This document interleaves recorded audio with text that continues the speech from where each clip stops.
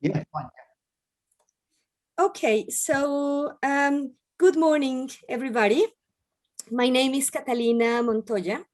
I am the director of the Archbishop Desmond Tutu Center for War and Peace Studies, and I would like to welcome you to this seminar series, Responding to Disruption, Government, Populism, the Pandemic, and the Breakdown of Public Trust, organized by the Archbishop Desmond Tutu Center for War and Peace Studies, the MA in Politics and International Relations, and the European Institute at Liverpool Hope University.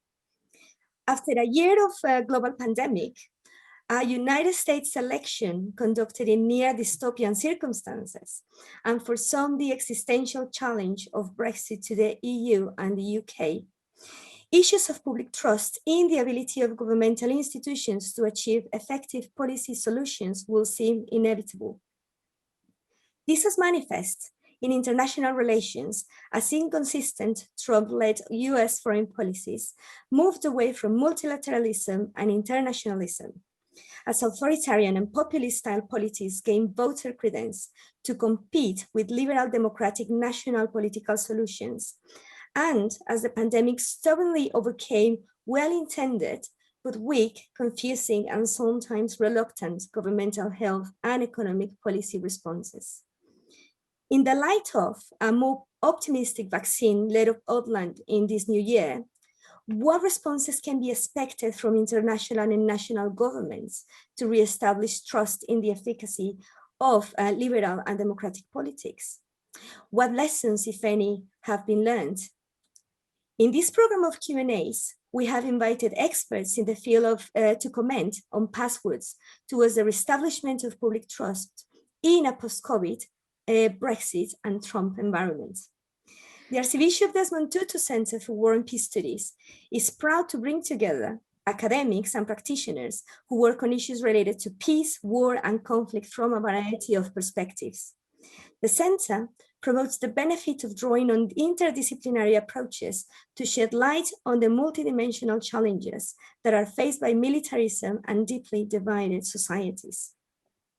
Today's talk is entitled The UK, the EU, and the Labour Party, Lessons in the Relaunch of Trust. Our special guest, Dr. Richard Corbett, CBA, FRAC, was a member of the European Parliament from 1996 to 2020, except for 2009 to 2014, when he was a senior member of the cabinet of Herman Van Rompuy, the first full-time long-term president of the European Council. He was also leader of the Labour MAPs from 2017 to 2020, and as such, a member of the Labour Party NAC and attended shadow cabinets. In the Parliament, he was for 10 years the spokesman on constitutional questions for the Socialist and Democrat group and was the Parliament's rapporteur on the Constitutional and Lisbon treaties, as well as on revising the Parliament's own internal procedures. He has written several books on European affairs and was a visiting professor at the College of Europe. Dr. Corbett will have a conversation with Professor Mike Manning, honorary visiting professor at Liverpool Hope University. Professor Manning is a Jean Monnet Chair in European Studies ad personam at the University of Portsmouth and was director of his Jean Monnet Center for the Study of Transnational Europe from 2013 to 2016. He has published widely in the field of European politics, the politics and government of the European Union, and Europeanization as both a concept and application. He's an active member of the European movement, contributing to and analyzing the debates and process of Brexit negotiation. After the conversation, we will open the session to questions from the audience. So thank you again to everybody for being here, and let's make a start. Thank you, Catalina, for your introduction. Can I say, if I may call you Richard, it is a privilege to be interviewing you here.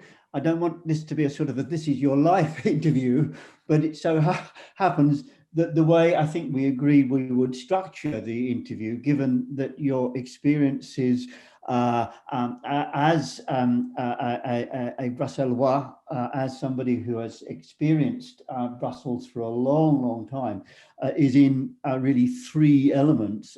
Where we would have sort of three sections to the interview, which roughly covers your career there, which I know hasn't finished yet. I'll get to that. The first element is obviously your role as an MEP. Secondly, this little interlude, well, a significant interlude, should I say, as an advisor to the presidency between 2009 and 2014. And then after that, the rather more interesting and varied activity politically that you had, given that as once again an MEP, you experienced the Brexit period from 2014-15 through to 2020, and the interesting element of your Labour Party activity in that period, which we will hopefully get to. I may briefly introduce your prior experiences at Brussels. They're fairly important, I think. Before you were elected in 1996, you were already very active, even as a university student, I think, in the Oxford Yes campaign. You were a member of the European Youth Movement and the Young Federalists, and I don't know how much you would claim to have invented the term the democratic deficit, but I understand that in fact it was used for the first time by your organisation, the European Federalists. You worked with Alberto Spinelli and his proposals for a European Union back in 1984. Before you became an advisor, a policy advisor to the EP Socialist Group, and contributed to draft aspects of both the Maastricht and the Amsterdam treaties, especially, as we will get to it, the co-decision procedure, strengthening the powers of the EP. And all of this, in effect, before you became an MEP. So you were obviously very well established as an advisor. And then there was, in 1996, an election in what I recall was a very cold December in Merseyside and a very wet December in Merseyside. You were elected as an MEP for Merseyside West. An interesting connection, of course, right now as we are delivering this as part of the Hope Liverpool University series. Question, what was your motivation from changing from a very successful non-elected advisor to an EP member, being lost in the political malaise of Europe rather than a specific advisor? What was your motivation for changing, in effect? Well, first, hello everybody. It's lovely to be able to join you in this way, and look forward to an interesting discussion. On your question, Mike, what motivated me? I think you've indicated that I was always very interested in politics and not just in administration. I was at the time, just before the election, the by-election, I was Deputy Secretary General of the Socialist Group in the European Parliament. And one of the Labour MEPs sadly died, and that was the MEP at the time for Merseyside West. Therefore, it triggered a by-election. And I thought, well, shall I go for this? I'll throw my hat in the ring to be the Labour candidate. That meant winning a vote against other candidates among all the Labour Party members in Merseyside West, so the whole of Liverpool and Southport, basically. I didn't really think I had much of a chance of winning that, but I thought I'd go for it. There were sort of hustings debates across Liverpool and Southport. To my surprise, I was selected to be the Labour Party candidate. That was perhaps more difficult in those days than winning the by-election, which we won as Labour very easily. And so I was selected and was able to come back to Merseyside, because I was born in Merseyside, of course, and it was one of the reasons I did throw my hat into the ring, and that's how I came back. And it was interesting because most new MEPs know their local politics and interests and so on very well, and come to the European Parliament and spend a couple of years finding out how the system works there, how the Parliament functions, what to do, how to organise yourselves. I was in a way the other way around. I knew the Parliament well, having worked there, having written a book about it and so on. Knew that side perfectly well. I could hit the ground running straight away.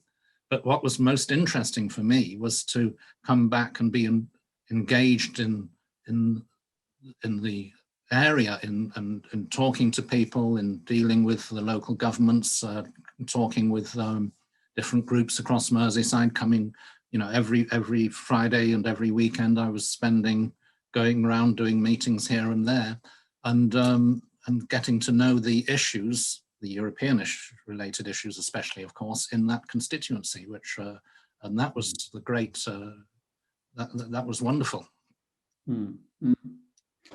And in fact, my second question touches upon this representative role, I think, and it is perhaps the first dilemma that we may indicate in terms of the role of the European Parliament. To what extent were you able to represent Merseyside's interests, and to what extent was this recognised in Merseyside at the time? Merseyside already achieving Objective 1 status between 1994 and 99. So quite evidently a little bit of a head start with all those adverts going up that this is a project contributed by the European Union. But what extent was it actually, do you feel it was actually recognised in Merseyside? How much did you see your role being a representative of Merseyside, and was it properly recognised? Yeah. Yes, well, as with being an MP for a particular constituency, so being an MEP, you are representing your constituency. You are representing in the Parliament a set of values and politics on the basis of which you were elected, in my case for Labour. You are looking at the local, regional, national and European interests, of course, and trying to get the right balance among them. That's your duties. But Merseyside West was, and Liverpool region generally, had just received Objective 1 status, as you mentioned. What is that? That's the highest level of funding, targeted funding under the regional fund and the social fund of the European Union, because the average standard of living at the time of Merseyside West was below 75% of the EU average. So there was this massive program starting, and it was directed a lot at local communities, finding pathways as it was called, out of poverty in many cases, to help local communities build up educational employment opportunities, training centres, community centres, trying to attract new investments to their areas. And because it was designed to be as much as possible a bottom-up programme rather than coming in and telling people what to do, it was trying to involve people. So I spent a lot of my time going around different parts of Merseyside, talking to local groups who wanted to engage in that program, trying to help them find ways of getting involved, helping them to access funding and money from the Objective One program.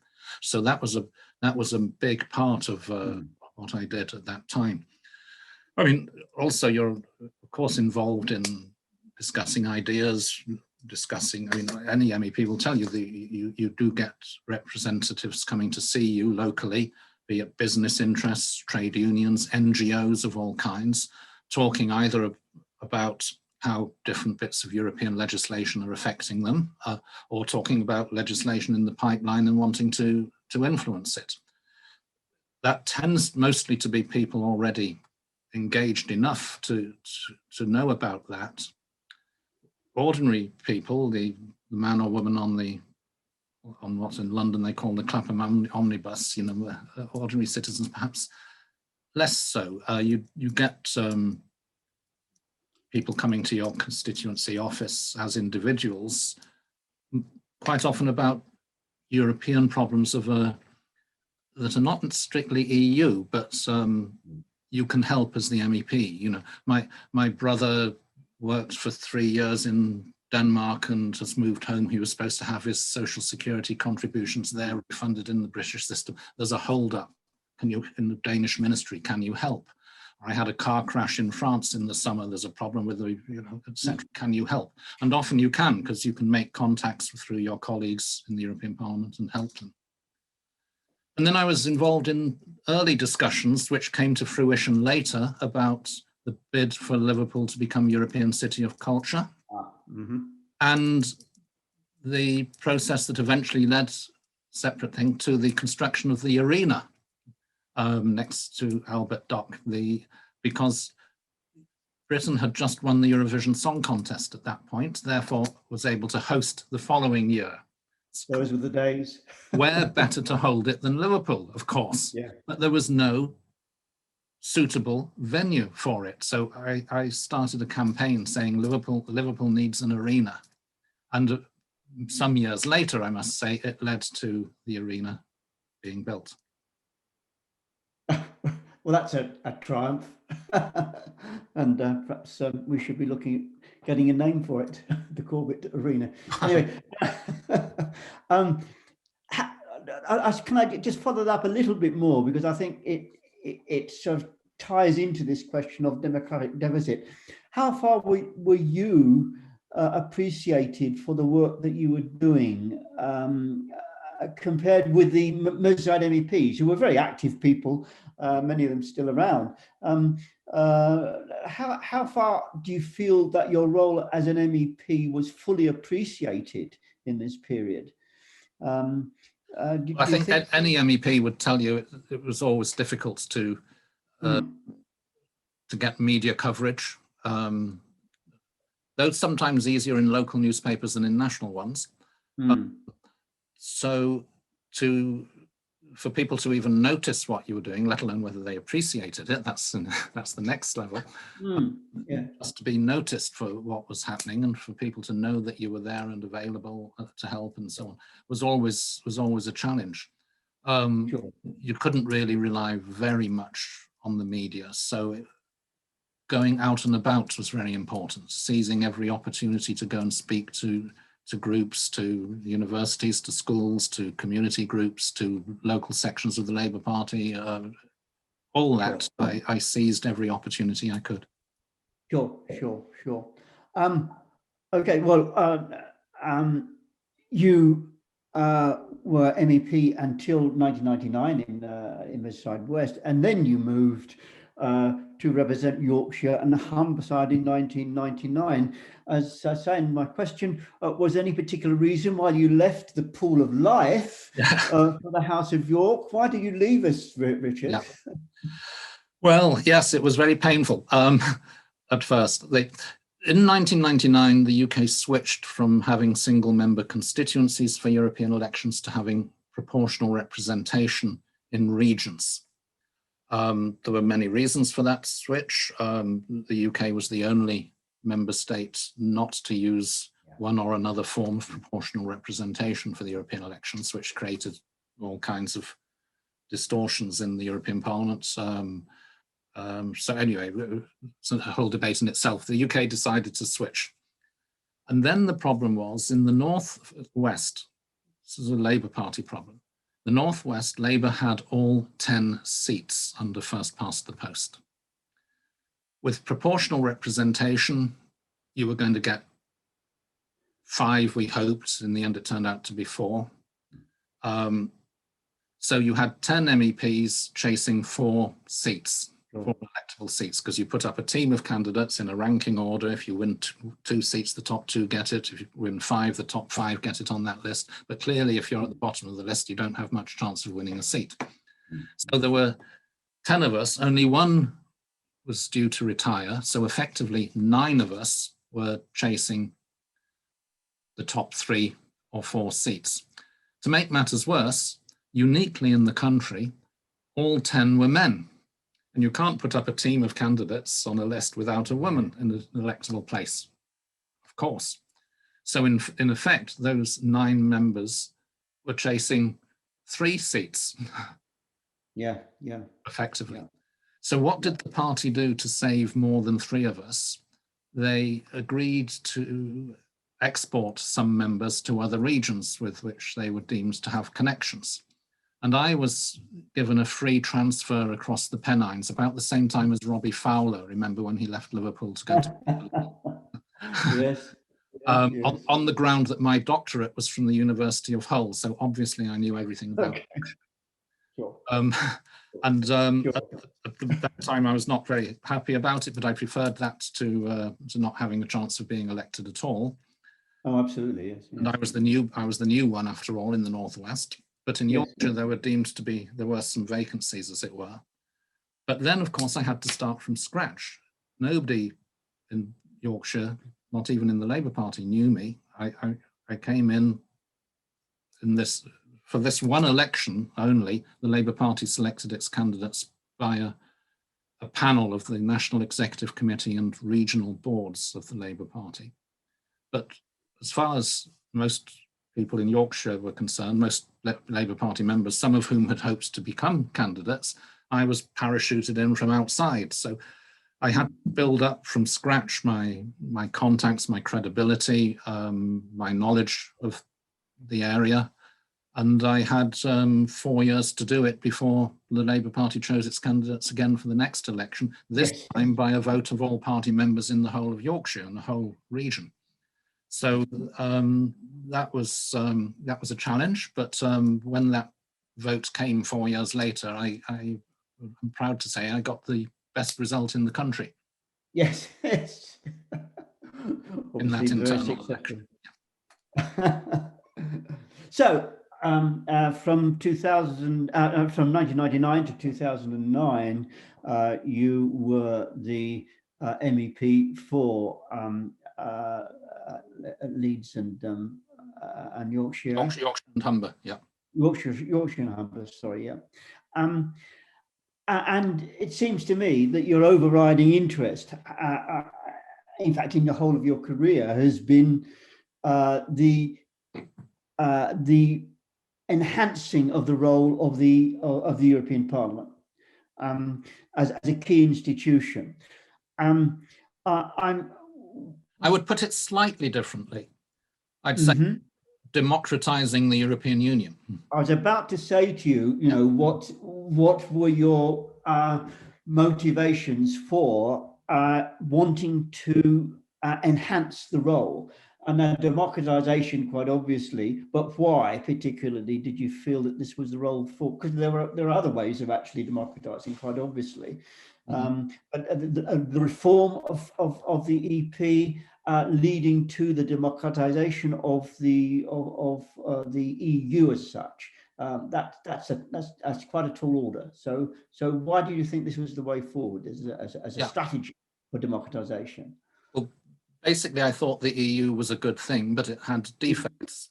It was a good thing because the original motivation of peace and stability in Europe, in a continent where every generation from the fall of the Roman Empire till 1945 went out and slaughtered each other on the battlefields of Europe. We had to find a better way of doing things. That was the original motivation.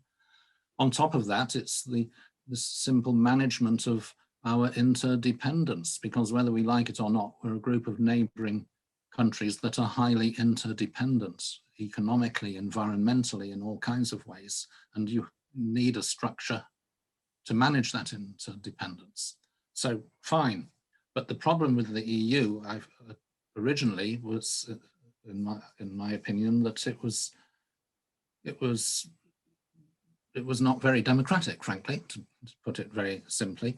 All decisions, including the adoption of binding legislation, which would bind citizens, was adopted behind closed doors by the Council of Ministers. The Commission proposes, but the Council decides, and that law becomes binding without going through any parliament at that time. On top of that, the Council of Ministers met in secret.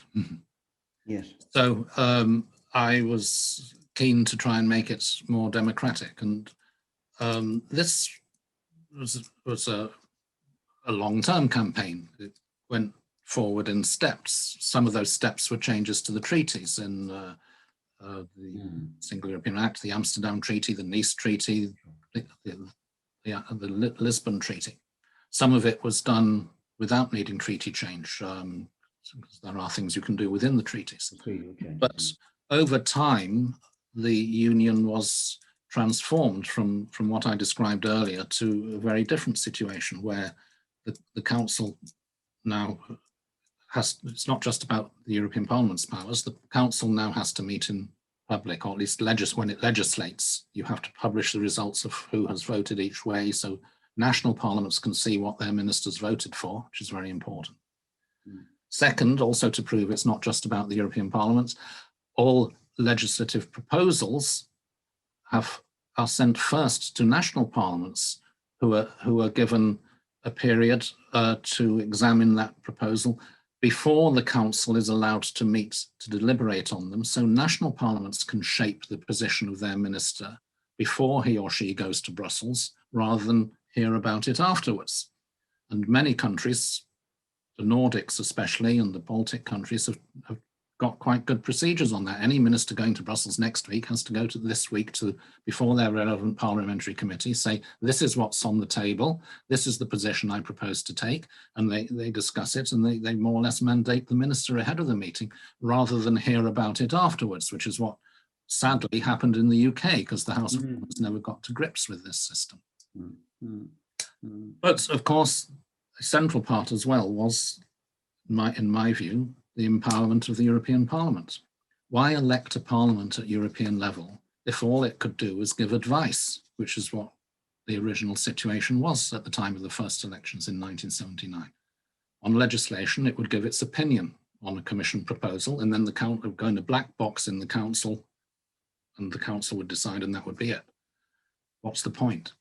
So I and many others were arguing for co-decision, that all legislation should require the approval both of the European Parliament, directly elected by citizens, and the Council, composed of governments that emerge from democratic elections at national level. So virtually a two-chamber legislature.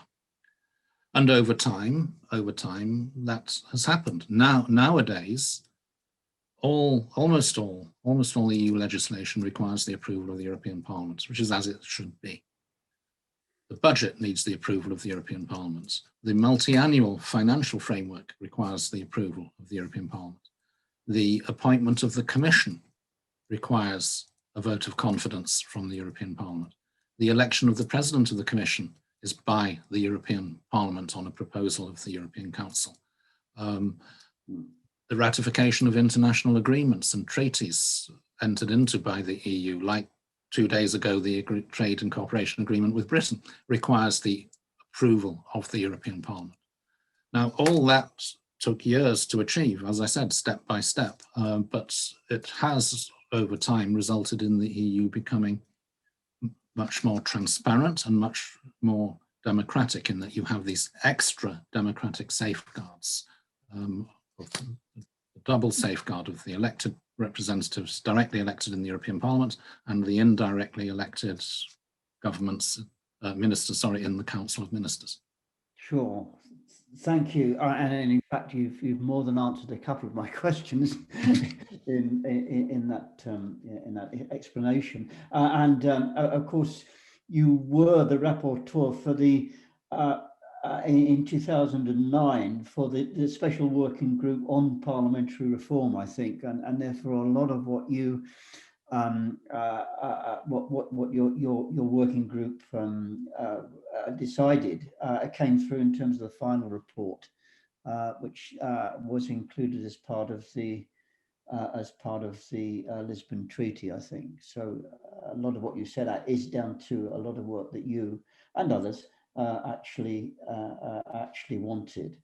I'm wondering whether you, having listed the various positives, major achievements, one of which, of course, is co-decision, or the ordinary method of, as now it's called. I'm wondering whether you could talk a little bit about what hasn't been done. What are your disappointments in terms of changes that are still to actually be achieved in terms of VEP reform? I suppose the biggest thing of all, when you look at the EU's decision-taking system, where is it that it's most often seen by the public to be failing? It's it's in those areas where the EU needs whatever else it needs, unanimity in the Council, as opposed to taking a normal, what's called a qualified majority votes, where you need without going into the details, you need a 2/3 majority weighted by population in the Council. Because where you need unanimity, just one minister around the table can say no, and nothing happens. So either nothing happens or you have lowest common denominator decision taking. So when the EU is in the headlines as having failed to do this or failed to do that, it's usually when you're in that situation. In my view, if you decide to do something at European level, which is a joint decision of the member states, you need a legal base in the treaty ratified by everybody to say this is a subject which is within the remit of the EU. Otherwise, the EU is not empowered to act on that subject. You need that legal base. But if you've taken that decision, if you said, let's deal with this subject or that subject jointly, it then makes no sense to paralyze the decision-taking procedure by requiring unanimity on every decision and allowing just one minister from wherever to block the decision. If you don't think it should be dealt with at European level, then don't put it in the treaty, don't give that responsibility to the EU. But if you do give that responsibility to the EU, you've got to make sure it can actually take decisions. And if you think of things, recent times where the EU has patently failed, from foreign policy issues, where even to issue a joint statement, you need unanimity, to dealing with internal failings, such as the questions about the rule of law in Hungary and Poland, to issues to do with the EU budget, not just the level of the budget, but the allocation between different types of expenditure, where you need unanimity, and you often have negotiations going on months and months and months before you get a lowest common denominator agreement, to a whole range of things that, despite several treaty changes expanding the field of majority voting as opposed to unanimity, there is still quite a lot that needs unanimity in the Council. So I would say that's the biggest failing in terms of getting the EU to actually operate, give it the capacity to deliver where we want it to deliver. Sure. Can we move on to look at your appointment as advisor after 2009, when unfortunately you lost your seat between 2009 and 2014 to the council president, to the now elected and semi-permanent council president, and the role of advisor, which is an intriguing one. can you say a little bit about what you had to do in that particular advisory role? Rather different from the advisory role that you were doing a few years before, and in fact a rather broader and perhaps more political role within the EU than you were in as an MEP. So what were you doing as an advisor to Herman Van Rompuy? Yeah, well, Herman Van Rompuy was the first president appointed under the terms of the Lisbon Treaty. Before that, the European Council, that's the regular meeting of heads of government of the member states, prime ministers, or in the case of France, presidents of the different member states, the summit meetings as the media calls it. But until that point, it had a rotation. The different prime ministers and presidents would take it in turn for 6 months each to chair the meetings. That was probably about 2 meetings each. And it didn't work very well for a number of reasons. One, because there was constant change of who was the president. Second, because there was no choice in who was president. It was an automatic rotation. So when it was, say, Italy's turn and you had Berlusconi, you had to lump it up. There was nothing you could do about it. He was the one going to chair it. So they agreed in the Lisbon Treaty that henceforth the prime ministers and presidents could actually choose who they wanted to chair their meetings, and he or she would do so for a 2.5-year period, renewable once, so normally a 5-year period, to have some continuity. And that's important as well, because at the same time the posts became a full-time one. Herman Van Rompuy ceased to be Belgian Prime Minister and became full-time President of the European Council. And that's important because European Council meetings, they're the most difficult of all the institutions to chair, because it works by consensus of 28, now it's 27 heads of government, who are all prima donnas. Yeah, they're all used to getting their own way domestically, but around a table where none of them can agree anything unless everybody else agrees. And they're not used to working together because they only meet a few times a year. They're not working together day in, day out. So you've got all that to iron out. And of course, it can only be done with careful preparation, putting a text on the table before the meetings, going to see everybody or ringing them up and talking, adjusting it, explaining, persuading, cajoling, knocking heads together, and gradually building up that consensus. That had become an impossible thing to do if you were simultaneously prime minister of your own country and very busy with day-to-day affairs. So having a full-time president of the European Council was crucial to enable that institution to continue functioning, because with successive enlargements of the EU, with 28 round the table, it was much more difficult than when there were fewer. So that's why that post was created. But it was a new post. The treaty doesn't spell out in great detail what the post actually entails. What could he do, what couldn't he do? All these constitutional questions were there. And so I was asked to advise him on constitutional questions, being a little bit of a constitutional wonk.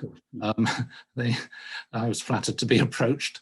But it was a fascinating time to be there, because because you see the whole EU system from a different vantage. That's it. At the beginning of this new development of having a full-time president. And I also handled his relations with the European Parliament and with national parliaments. That's it, yes. And in practice, because we all helped a little bit with countries we knew better, I helped on his relations with the UK government. Which was easy enough when it was still the Labour government, but perhaps more complicated once Cameron came. To change, yes, I can understand that. And I can understand the logic of your appointment. I really can, given your roles previously.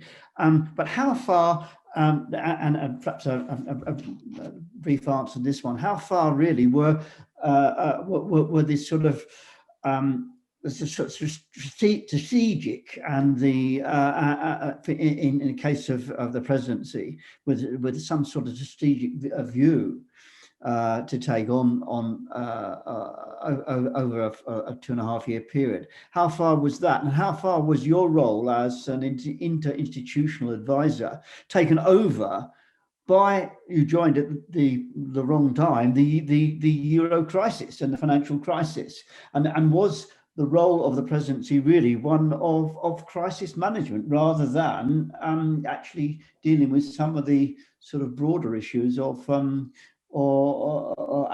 strategic issues of the EU? Were you just stuck with the Euro crisis during the period, or were there things that came out of the period that you can point to were more sort of strategic, institutional, and reformist?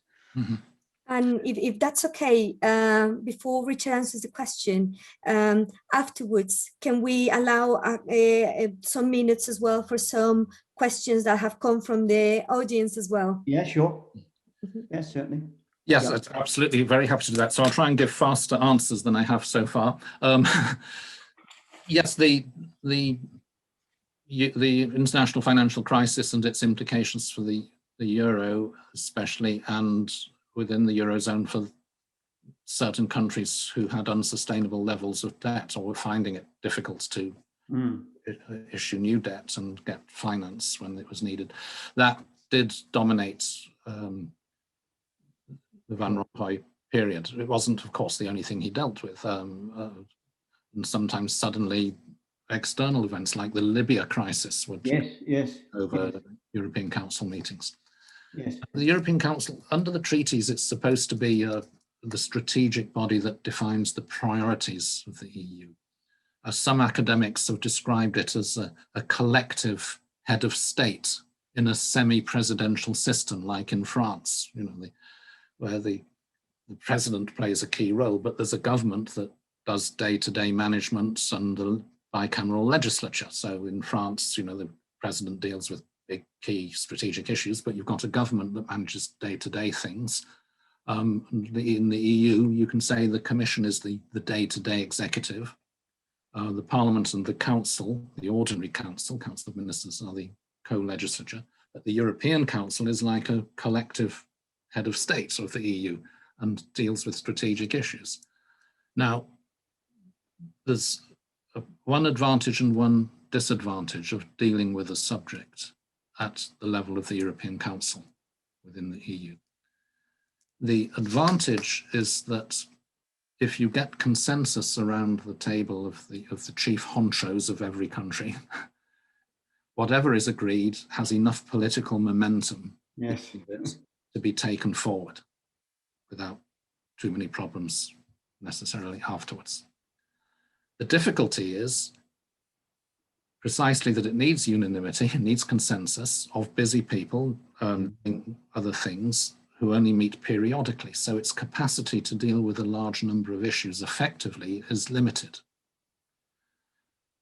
So in practice, it tends to be either big strategic questions, allowing a new member state to join, the medium-term financial perspective, dealing with key foreign policy issues that are dealt with at European Council level. The day-to-day workings of the European Union are left to the Commission, the Parliament, and the Council. Sure. Only big things that are dealt with at the European Council. But of course, the financial crisis was a big thing, and in that it necessitated, as it turned out, the creation of new instruments to be able to give long-term low-interest loans to Greece, then subsequently Portugal and Ireland and so on, which needed a new instrument to be created. That was something that could only be done at the level of the European Council. Sure. Because it, of course, needed either a treaty change or an extra treaty ratified by all the national parliaments. So the member states had to be centrally involved with this. I did notice that you were we were discussing not the EU budget, which is small compared to national budgets. We were discussing national budgets, borrowing capacity and so on. By definition, it was a matter that was more intergovernmental than centralized in the EU. Sure. I did notice that you will put out two field questions from CNN at one point on whether Greece was going to be kicked out of the EU, which was probably not in your remit when you were appointed. Catalina, do you want to introduce some people in terms of questions at this stage? Thank you. Yes, there are three questions that are coming from the audience. First one is, due to supranational intergovernmental structure of the EU, we often see shifting influence and presence between the European Council President and European Commission President. Van Rompuy was a very present and influential president following the financial crisis and the creation of the fiscal compact. During Brexit, we saw influence shift to the Commission under Juncker. Now we see an equally influential Commission President with van der Leyen with the upcoming conference on the future of Europe. However, what did suffocate debacle between President van der Leyen and President Charles Michel tell us about institutional leadership in the EU?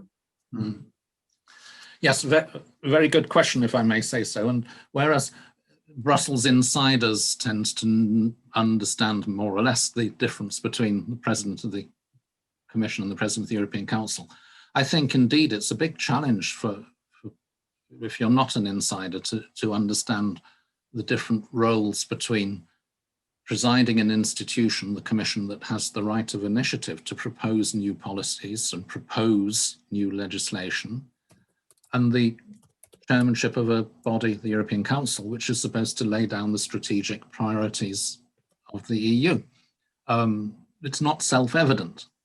Indeed, it has been suggested that you should merge the two. It's just something you can do without needing to change the treaty, because the treaty deliberately leaves open the possibility of appointing the same person to both and having one president in Brussels. That's been suggested. It's not got a great deal of support among the member states, though I sometimes have said you could do a lot by changing the names. In the EU, we have a plethora of presidents. Every institution is led by a president. It's very confusing. Why don't we call the different presidents instead of the president of the central bank, call him the governor of the central bank, the Speaker of the European Parliament, Chair of the Council of Ministers, the Ordinary Council, the President of the European Council, and the Prime Commissioner. Yeah, better understanding of the different roles, because it would echo what exists in a national context. Yes. Interesting. Thank you. Another question is, what do you remember learning in your first term as MEP, especially about your own abilities and knowledge? What I learned in my first year as an MEP. I think I touched on this earlier when I said, I was the other way around from most new MEPs. I already knew the EU system and the Parliament and its intricacies. The great learning for me was how the Objective 1 programme was affecting Liverpool and Southport and its potential, and learning a lot of local issues that were around at the time, and also the multitude of different subjects that people come to see you on as their MEP. I think I said earlier, they're not necessarily directly to do with the European Union. They can be all kinds of things. European in another sense. I mean, I even have had one person coming one day to my office saying, look, I've just got back from holiday. I've got all these euros. Can you change them for me? Well, it's not quite my official role. I'm sorry, but the huge variety of things that as an elected representative at all levels, I think you have the great tapestry of life of people coming to see you on all sorts of issues, not necessarily to do with your official role, but it's certainly an enriching and pedagogic experience. Why do you think the majority of the UK electorate failed to meaningfully engage with the European Parliament? Was it an issue of democratic effectiveness or a perceived remoteness? Have other member states done better in this area? Yes. Are you referring to the level of the turnout in European elections, especially? Or Britain for a long time had the lowest turnout of any member state. Not the last few elections, but it did for a long time. Now that was obviously a disappointment. I think it's, by the way, normal that there is a lower level of turnout than for national elections, because more is at stake at national level. Only a few issues are dealt with at European level, and the EU budget is 2% of public spending, 98% is done at national level. So, and also a government is visibly at stake in national elections, especially in Britain, where there's usually a very direct relationship between the parliamentary election and who forms the government. That's not, so for all those reasons, the European elections are not going to engage people to the same extent. European Parliament elections tended to have the same sort of turnout as local elections. Now, the fact that there is a lower turnout doesn't discredit local democracy and say you shouldn't have elected local councils, nor should it say that you don't need an elected European Parliament. You still have the process of forcing parties to choose candidates, to think about their policies, to think about the issues, to put those choices to the electorate, giving those who want to the opportunity to choose between those policies, and then having full-time elected representatives deliberating, going back and forth to their constituencies, consulting. The full democratic process is worth it in its own right, even with a lower turnout. I saw a study the other day that said over the years, the level of turnout in European elections on average has been 80% of the average turnout in member states in national elections. 80% of people who vote in national elections vote in European elections on average over time over all the member states. And I'm not unduly shocked by that. Another of our attendees asks, as far as I'm aware, there is no example in British political history of the outcome of a popular vote or election being cancelled before the result of it was carried out. Given that this is a webinar about public trust, do you not accept that your role in advocating the cancellation of the EU referendum result in favor of a second referendum not only damaged Labour electorally, but was seriously impacted trust in both democracy and the Labour Party, especially in Leave areas? Labour cannot hope to win a majority without capturing Leave seats. Isn't this harder now directly because of that breach of trust?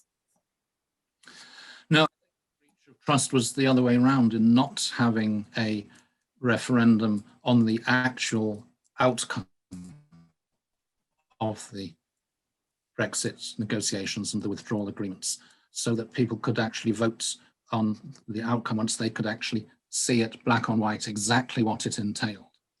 And this, especially because it was so different from what people had been promised by the Leave campaign in 2016. Remember, they had said this would be easy, it would save lots of money that would all go to the NHS, remember the red bus, that Britain held all the cards in the negotiations, that the outcome would be good for Britain, good for the British economy, would create more jobs, there would be no downside to Brexit, said David Davis. As it began to emerge that Brexit was turning out to be so very different from what was promised, it would have been the right thing to do to put it back to the public so they could actually vote on the outcome. In fact, denying them the right to do that was tantamount to saying to the British public, you had your say 3 years ago. Now you've got to shut up and accept whatever we negotiate, even though that was so different from what had been promised. So I think the breach of trust was, if anything, the other way around, not holding a referendum on the actual outcome. And let's not forget that public opinion was saying that in all opinion polls, except one, I think, in 2018 and 2019, a majority said they if there were a new referendum, they would vote to remain. Mm-hmm. This was a big surprise to most politicians. Most politicians thought the electorate would rally behind the result of the 2016 referendum. People would say, well, yep, we've had our debate, we've voted, it's decided, let's get on with it. Mm-hmm. But surprisingly, it didn't rally behind it, and it edged slightly. It wasn't a huge swing, but nonetheless, it edged the other way from what had been expected. Mm-hmm. Partly because it was turning out to be so different, partly because stories began to emerge about how Vote Leave, the Leave campaign in the referendum, had broken the law and the spending things, partly because it was a narrow result in which, let's not forget, most British people living in other EU countries weren't allowed to vote, weren't able to vote, even though it affected them directly. So a combination of questions about the 2016 referendum, but especially and more importantly, perhaps the fact that it was turning out to be so different and people should have had the right to confirm or not. They could still vote for it if they wanted, or not if they chose not to. That would have been the right thing to do. By that talking, so your view and feelings about the UK leaving the European Union? Well, I think it was a national mistake. The promised benefits haven't materialised. It now leaves Britain without a say at the table where key decisions affecting the future of our continent, and including us, are taken. It has damaged us economically because our main trading partners, our neighbouring countries, are now more difficult to trade with because of the bureaucratic impediments of being outside the customs union and outside the single market. We lose out on all the collaborative arrangements in many different fields that have been set up, from nice things like the Erasmus Student Exchange Programme to more practical things, including, for instance, the police cooperation, the police databases and police cooperation through Europol, which is important for fighting international criminal gangs and trafficking. All in countless little ways, as well as the big ways, Britain is worse off outside the European Union. And I think it will come to be seen as a national mistake. British public opinion does sometimes turn completely against something that it originally supported. Think back to Suez. Huge public support for it at the time. Nowadays, nobody thinks that was a good idea. I say the same perhaps about Iraq and the intervention in Iraq. It's not inconceivable that that might happen with Brexit as the effects, the drip, drip, drip of negative effects arises. We've already seen people, including fishermen, who voted leave on television saying, I regret it, it was a mistake.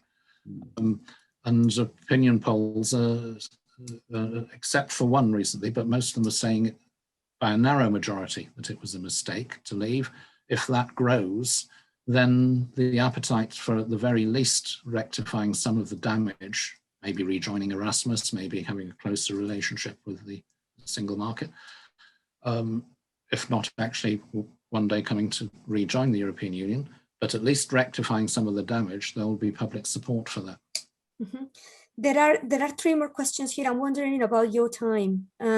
Are you happy to provide kind of quick answers to these questions before we call it? Sure. Okay. One question is, does Switzerland and its system of direct democracy give us a solution to the democratic deficit you have referred to and help the cause of further integration of EU member states? Well, Switzerland has, I think, sometimes 20 referendums a year. Okay, they're grouped in together sometimes, so you don't go 20 times to the polls on the same day. You can deal with 3 or 4 sometimes. And it needs a double majority of citizens and of cantons to approve a proposal. And they are characterized by quite low levels of turnout sometimes, not always, but for many of the referendums. And they have the set the drawback that, in my view, referendums do generally, of having a straight yes/no to a complex issue determined by how the question is formulated, whereas quite often that issue is much better dealt with by talking your way through and finding compromises, doing something but with caveats, or doing the opposite with extras or whatever, rather than a straight yes/no. The level of debates in some of the referenda where the subjects are ones which not necessarily wide numbers of the public are interested or engaged is quite an indictment of that process. So it sounds very good. It sounds ultra democratic and great to have, you know, everybody voting on everything so frequently. In practice, it's not so simple. Mm-hmm. Was the council failed to act against Poland and Hungary on rule of law, despite EP and Commission pressure? Mm-hmm.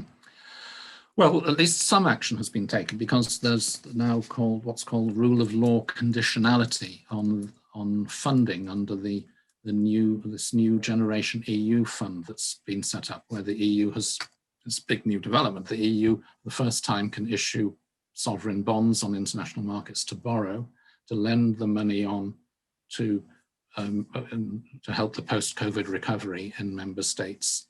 And that has been accompanied by conditionality, so that countries that are not respecting the rule of law can have that funding withdrawn. But the question is still a pertinent one, because the ultimate sanction of the EU against a member state that ceases to be a democracy or doesn't respect key fundamentals of the rule of law, like the independence of the judiciary or freedom of the press, the ultimate sanction is to suspend the rights of membership of that member state. But that's one of those issues I mentioned earlier that needs a unanimous decision in the Council. In this case, unanimous minus the vote of the country in question, of course, because otherwise there would be no decision. But nonetheless, the fact that it needs unanimity means that if you have just one other country that agrees with it, if you have two renegade governments in cahoots with each other, then nothing can be done. And that is a serious weakness, and is one of those things I mentioned earlier, where unanimity paralyzes the European Union in areas where it should be able to act. And given Keir Starmer's role within the Labour Party, what does he actually stand for, in your opinion? As an usual voter of Labour until Corbyn, there is no clarity, as he tends to dip in and out of everything at present. From a social care background, who are you referring to? Sorry. This is one of our questions. Mm-hmm. It's about Keir Starmer's, in your view about Keir Starmer's. Mm-hmm. So, from a social care background, social care has always been disregarded, and the rights of workers' rights, and this was highlighted drastically during the pandemic. So, in this light of financial hardship, social care sector, what's your view about Keir Starmer's and where he stands? And I'm very conscious of the time, so there are more questions coming to us, but I think I'm afraid we have to draw it to a close. To Oh, okay. One question. Unless, yeah. So with this question, what do you think about Keir Starmer's and where he stands? Yeah, well, he's only been there a year, and that year's been dominated by COVID and the pandemic and all the issues surrounding that, like crony contracts and failure to lock down quickly, and indeed failure to help those people who are much more vulnerable in society in general, but especially during the pandemic. So I think now, as we are hopefully coming out of that period, Keir Starmer will widen the range of issues on which he is criticising the government. Mm-hmm. Yeah, I've got one, not quite question, but I don't think you can answer this question actually, Richard. Congratulations for your appointment just recently, about a week ago, I think it was, as the EP representative on the Common Secretariat of the Conference for the Future of Europe. And as a journalist pointed out, this is really both a tremendous compliment to you, and ironic that an English person should be appointed to make contribution to a conference on the future of Europe. And I know you can't say too much about this because I think you're forbidden to say too much about it, but what is your role here? What is your role? Yeah. Well, do your participants know about this conference? So I'll start with that. It's the biggest consultation exercise with the public ever undertaken by the EU outside of elections. And to discuss the future of the European Union, where should it go, what should its priorities be, what policies, what changes to the way it works. There will be debates across the European Union, town hall debates, local authorities, NGOs of all kinds, universities, anybody can organize a debate. You can have a debate in your living room with your friends and post up the results on a massive digital platform, which will gather all the ideas and partly using artificial intelligence to see which themes come back again and again and which ones are most strongly supported, partly through human analysis. It will make a long list of all the ideas coming forward, which will be debated first in a number of citizens panels done by opinion polling company, 200 citizens from across the European Union, randomly selected like you do for opinion polls, representing all the different socioeconomic groups proportionally, which will deliberate for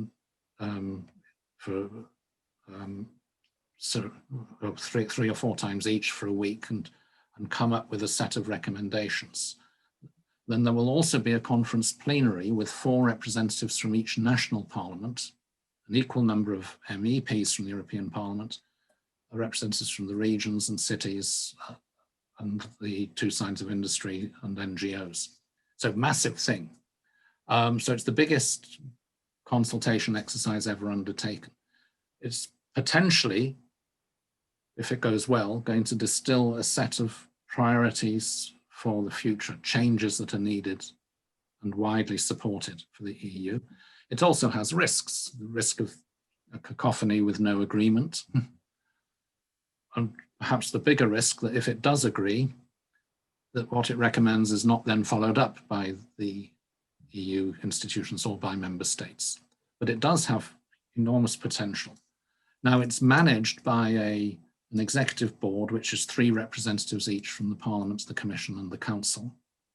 But those representatives are pretty busy. The Council, there's 3 European affairs ministers from Portugal, Slovenia and France. From the Commission, it's 3 commissioners. From the Parliament, it's Guy Verhofstadt and the leaders of the 2 largest political groups, the EPP and the Socialists. So underneath them is a common secretariat that with 6 from each, nominated by each institution. And I've been nominated by the European Parliament, and that will do a lot of the preparatory work for the political decisions. The actual running of the things is delegated. The Parliament will organize the conference plenary, the Commission's doing the digital platform and so on. But this common secretariat will be the one that tries to hold it all together. And as you said, it was an honor and a surprise that a Brit was nominated by the European Parliament to be on that. Your career continues, despite Brexit. And by the way, the digital platform is not geo-blocked. So people in Britain can place their ideas on it. Yeah. You Google it, you'll find it, and you can create an account for yourself and sign in and like other people's ideas or disagree with them or put your own ideas up. Thank you so much. Thank you, Richard Corbett to join us this morning. Thank you, Mike Manning, for a great conversation. Thank you to all of attendees and their great questions. I couldn't pass all the questions. Sorry, my answers were far too long. Yeah, they were brilliant. Though. Thank you so much for a great session, and thank you all again. Okay. See you very soon.